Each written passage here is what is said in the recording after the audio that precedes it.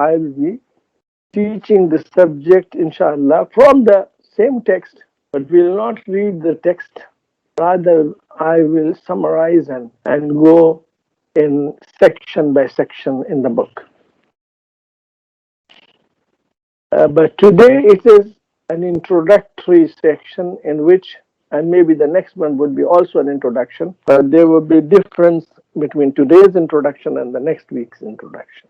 Today it would be the introduction of what we would gain from this book. What is the speciality of this book that we want to learn from it our deen?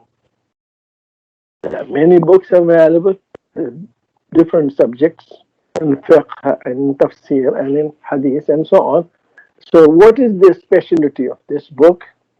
Why it is so special that we wanted to read through this book? And what is the actual subject in this book that we actually will focus upon it?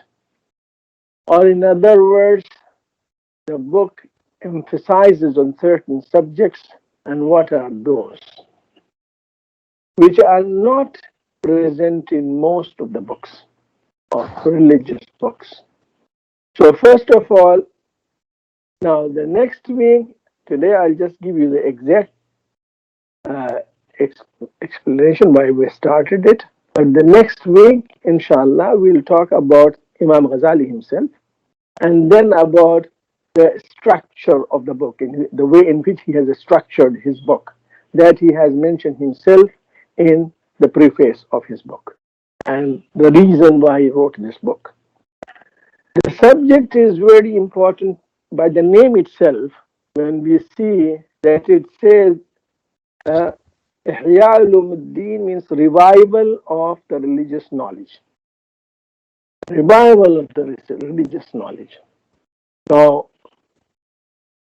this means it covers the whole deen, whole religion, not any one aspect, not just the aspect of ibadah, not just the aspect of dealings, not just the aspect of akhlaq or manners. It not only the aspect of Imaan, but it covers the whole subject, the deen as a whole, the religion as a whole, from beginning to end, all matters related to the deen, and presented in a way in which it was not being presented at that time, or still not presented. And that's why it is called the revival of the knowledge of religion. And that's why Imam Ghazali is considered to be a reviver of deen in the 5th century, because he was born in 450, died 505 Hijri. That means 900 years have passed from the time he was, exactly 910 years from his time to today. And this book is still alive, and it is still giving the same boost to those who want to gain this energy in deen. So today, as I said, I will introduce the subject that what are the things which are included in our deen that we must know. What is it? And for this, I have today selected a very well-known hadith, which is in Muslim and in other books, Abu Dawood, Nisai, all those books, and it is a very popular hadith. You might have heard it many times, but I'll go a little bit here and explain it a little bit in some special aspects of this hadith. And that is the hadith which is narrated by Umar ibn Khattab. Actually, his son Abdullah ibn Umar, who was also a Sahabi of Rasulullah sallallahu alaihi wasallam, and he has narrated it from his father Umar ibn Khattab. This hadith has also been narrated by other Sahabi, like in same Muslim, Sahih Muslim, the riwayah from Umar al-Khattab, and another narration, also the same thing, narration from Abu Hurairah radiallahu ta'ala. So this is now how it starts, this hadith.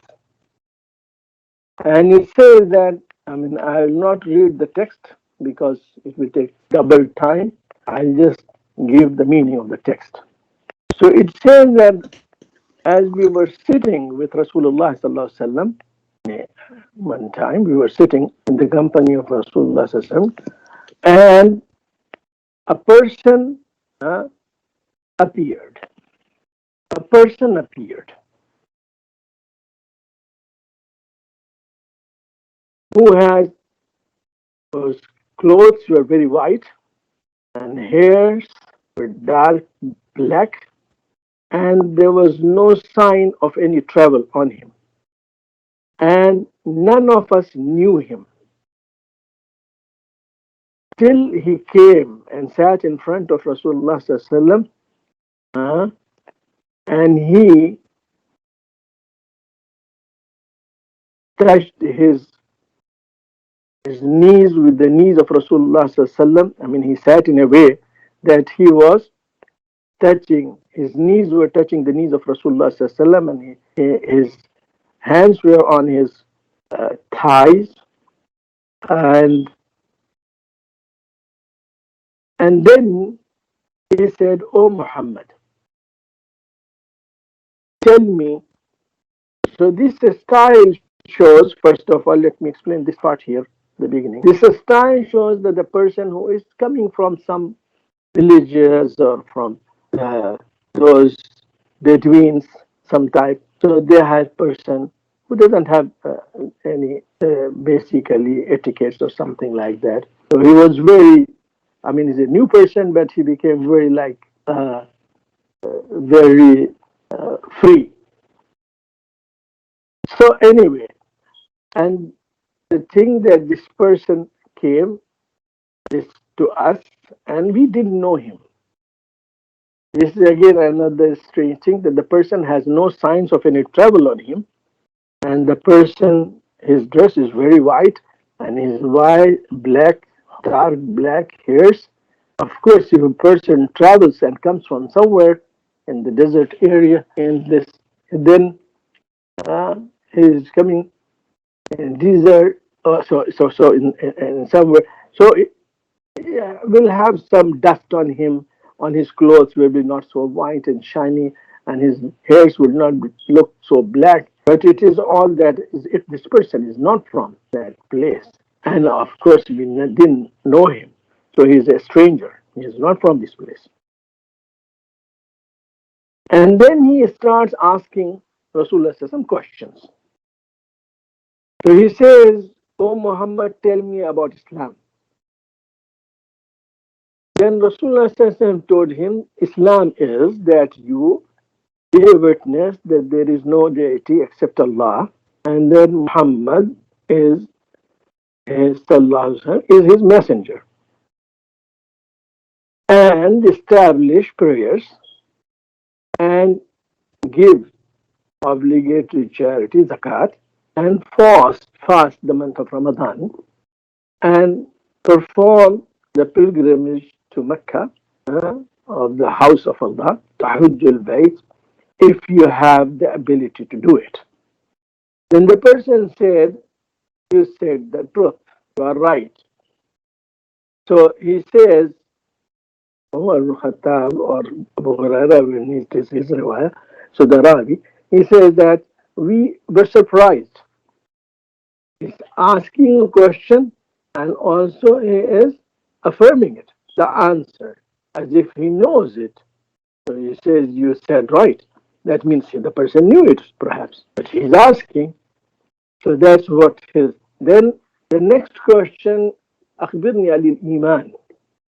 Then the second question which the person asked Rasulullah sallallahu alaihi wasallam, he said, "Tell me about Iman." Then Rasulullah sallallahu alaihi wasallam told him that it is to believe in Allah and in the angels and in and His books. There is a belief in Allah and His angels and His books and His messengers and the last day, Yawm al-Akhir, and believe in the destiny, the good and bad of it. So now after that, he again said, Sadaq, you said the truth. You are right. Then he asked about Akhbirni anil Ihsaan. Tell me about Ihsaan.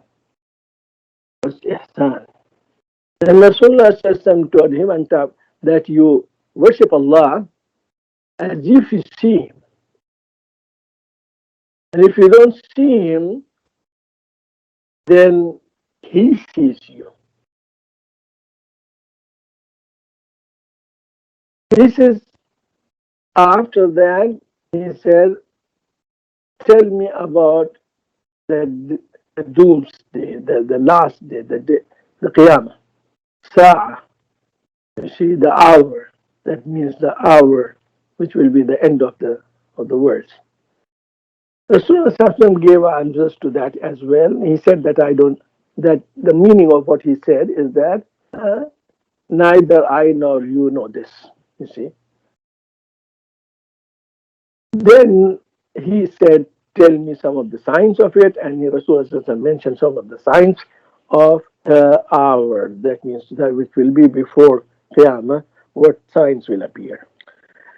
So after that, when the person left, see, and in the riwayah of Abu Hurairah radiallahu ta'ala anhu, in here, in the riwayah of Umar, he said that then I waited for some time. Then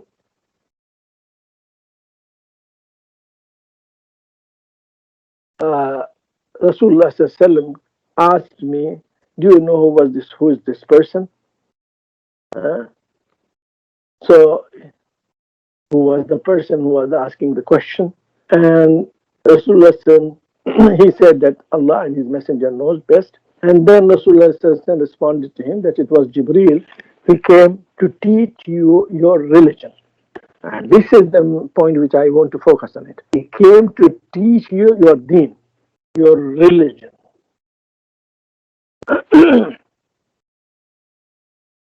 Here it is, as it is said that Umar bin Khattab, I waited for some time. That means in some riwayah it means he waited for 3 days, and after 3 days was this. But it appears that he left right away after these questions and answers. But afterwards, Rasulullah asked someone, because in the riwayah of Abu Hurairah says that then this person left. Rasulullah asked, can someone look for him? And somebody went to look for him, and he didn't find anywhere that person. And then Rasulullah said that it was Jibreel who came to teach you your religion. So why I have brought this hadith particularly? Because it's very important. It covers all aspects of deen. Islam, Iman. First the question was about Islam, and Rasulullah mentioned all the 5 pillars. As you know, 5 pillars of Islam. That means to bear witness and to pray and to give zakat and to fast and perform Hajj. All those 5 pillars, as you know, 5 pillars of Islam I mentioned there. And then he asked about Iman. And Rasulullah said all those matters, which are the matters of Iman, and these are 6 articles of faith, as we call it. The articles of faith. The Iman in Allah, and Iman in His angels, in His books, in His messengers, and the 5th is the last day, that means the day of judgment, and then the Qadr, that means the destiny, the good and bad destiny, whatever it is from Allah subhanahu wa ta'ala. So these are the 6 articles of faith which are mentioned in the second when he asked about Iman. So the first was Islam, and Rasulullah mentioned the 5 pillars of Islam as we know it. And then in the second, he asked the question, Rasulullah mentioned 6 articles of faith. And then there was a third question, which is generally it is not mentioned very often in practical application of deen and practices of deen and learning of deen, but that is here mentioned as ihsan. Ihsan. What is ihsan? He asked, what is ihsan? Akhbirni anil ihsan. Tell me about ihsan. And Rasulullah said that you worship Allah as if you see him. And if you don't see him, that means if this could not be the feeling, then at least the feeling that Allah is seeing you, watching you. This is called ihsan. So this here, and then Rasulullah at the end said that Jibreel came to teach you your deen. So all of this is deen. We if we have not achieved any of it or any part of it, we are missing something in our deen. Our deen is not completed. And that's why it's important, just as important it is to have the Iman in all those articles of faith and to practice deen, that means practice and the 5 pillars of Islam, right? Of Islam. And then the third thing comes over there, and that is to acquire or achieve ihsan, which is a part of deen. If you leave it, means you are deficient in deen. You have left away a part of your deen. And that's why it's important to realize that what is this part which we don't hear a lot about it. What is it? How to acquire it? How to achieve it? That is the part which is important. And that's the part, if you want, I can say it in a way, if the 3 groups, these 3 groups which are mentioned here, 3 as the 3 topics, Islam, Iman, Ihsan, you can say that Islam is the obedience and worship of Allah, right? That means you pray and you fast, and so obedience to Allah. Everything which Allah has commanded you to do it, you do it. You see, and for everything that prohibited you, stay away from it. So Islam, particularly these fundamentals, these 5 pillars, that is the 5 pillars, that is Islam. That means it is obedience and worship.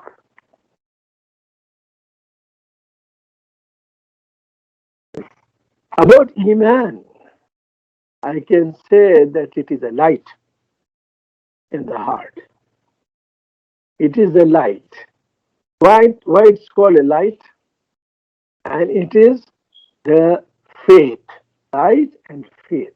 That means faith in all those things which has been mentioned. Believe in Allah, what it includes all. That means the belief in Allah with all His names and attributes, that He is the only Ilah, He is the only deity, he doesn't resemble all those attributes of Allah subhanahu wa ta'ala. That is all, plus about the other things like the believe in angels, and believe in books, and believe in the prophets, and believe in the day of judgment, and believe in the qadr. All this is the part of belief, which it is not a part of act. And the part of act is Islam. The part of faith, which is inside you. And it remains inside. Nobody can see it. It is in your heart. You have faith or you don't have faith, that you have to check it. You believe in Allah and in all the attributes of Allah. And how is that? The next point, so I said here, this part you can say a light and faith. And the third part, which is ihsan, is a state, you can say. This is called a maqam, a state. The state of affairs of a person, the state of a person's internal state, how he perceives things, how he feels about the things. So it's not just knowing about, but it is perceiving it. That's what is the difference between ihsan and iman. Iman is knowing it. You know that Allah is one. You know that you know that Allah is all seeing, all hearing, but do we perceive it internally? Is this our state that we feel? Seeing means feeling. Allah is watching. Allah is seeing me. So this is what is called this state of muraqabah, that you always alert, you always feel the presence of Allah. Allah is all hearing, all seeing. He is almighty. So there are many. These feelings can develop in you a very strong personality which can stand firm under all situations and circumstances and can perform the worship in the best of its ways. And that's why it is called ihsan. Ihsan is to do something in its best form. So ihsan is the completion of iman from the state of knowing to the state of feeling and experiencing. You see? And in acts, perfection in prayers, perfection in all, perfection and perfection, that where we see is say a khushur in prayer, for example. And then comes this part, which is the third, which is called ihsan, and it is the process to achieve it is called tazkiyah. That also now I will add that the process to achieve this ihsan is called tazkiyah.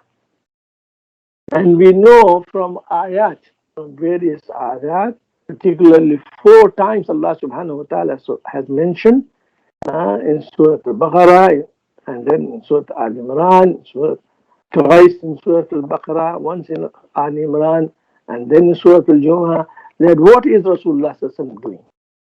So he is teaching them, he is reciting unto them the verses, the revealed verses. Yatlu alayhim ayati. And yuzakkihim, and he purifies them. He does the tazkiyah, purification, and teaches them of the book and teaches them of the wisdom. Yu'allimuhum al-kitab wal-hikmah. So this thing has been mentioned in 4 different places in the Quran. That this is what the Rasulullah is teaching and then teaching that. Now each of this act of Rasulullah became a branch of Islamic knowledge or Islamic teachings. Each of this. For example, if we see about the teaching of the wordings of Quranics, how to express, how to read, how to recite. So we have the ilm of qira'ah and how in different ways, how it has all is protected and saved. And there are scholars and masters there, imams in all these subjects, qira'at. And there are some different qira'at, and the people have memorized and know perfectly exactly how to pronounce, how to say, how to utter a word, each ayah. So that's tilawa which Rasulullah taught them. So yatlu alayhim ayatihi wa yuzakkihim, and he does purification, their purification. He purifies them. So this purification, this tazkiyah is the process to reach ihsan. Just I'm putting it short here today. That's the process. And then teaching the book and teaching wisdom. Teaching the book means the ahkam, the laws, rules, regulations, which we call now as fiqh. But that is not when we read the book of Imam Ghazali, we'll see that in the early generations, At the time of Rasulullah, it was not the name of knowing certain, you can see, rulings on certain matters that would call fiqh. Fiqh was a greater, a wider application, a understanding of the deen properly, all of it. So, but we'll go into that when we see. But here the thing is that now that developed into fiqh and fuqaha and the madhab of fuqaha and their imams and so on, developed into a huge field.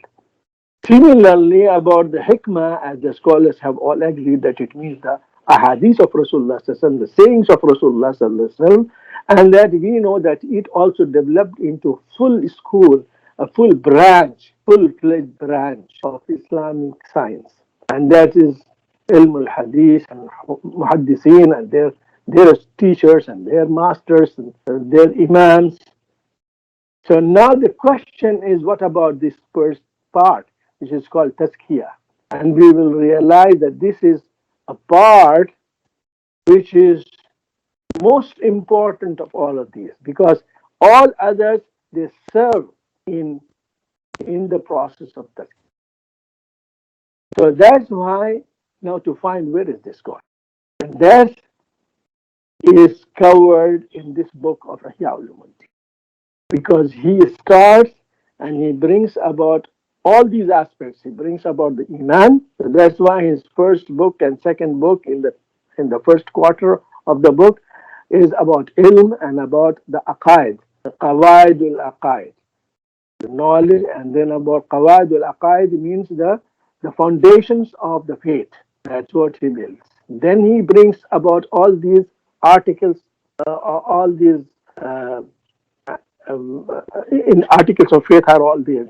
And then he brings the Islam, that means the pillars of each one by one, about Salat, about Siyam, about Zakat, about Hajj, and then about Zikr, Askar, and whatever. So all he brings in that case. And then he goes to the other aspects which we'll learn when we see how this book is structured. But the point to note that it covers this. The other two parts, the last half of the book, covers those parts which are all related to tazkiyah. So, the half of the book covers the subject of Iman and Islam, and the last book is how is the process of achieving tazkiyah. Process to reach the state of Ihsaan is being described in it. So that's how is the book structured. We will see how the book is structured when we talk about the book itself. But this is in short here. And today I'll just mention one more hadith. And as I have decided that we will have this session between 30 to 40 minutes maximum, because that is the focus which particularly a person can keep focused on. And that's why we will not increase more time. We'll maximum to 40 minutes. And so that's why now I would like to just bring something important here, particularly because the thing which is Islam and Iman, the articles of faith and the pillars of Islam, generally we know very well.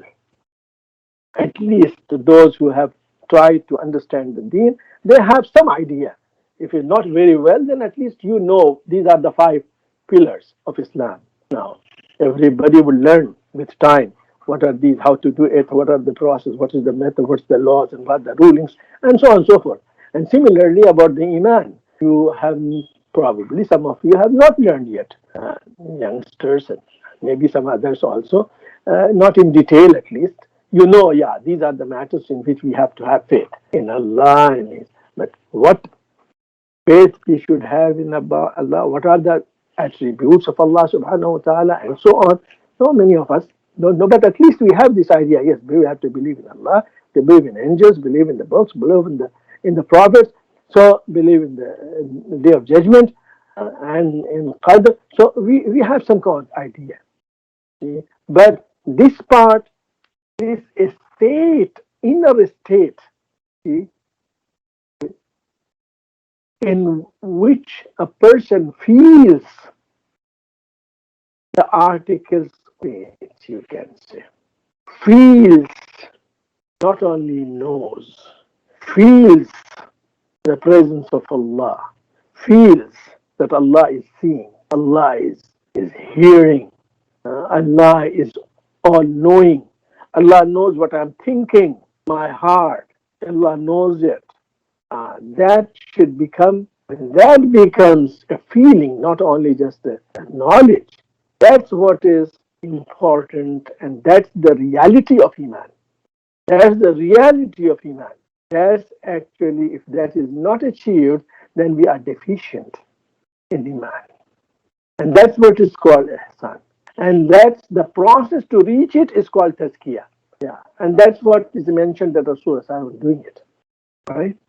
So now here, just to conclude, there is the hadith, very interesting hadith, which is in Mujam Tabrani and also in uh, uh, other books like Musannaf ibn Abi Shayba, and and Bayhaqi has also reported it in Shu'ab al-Iman.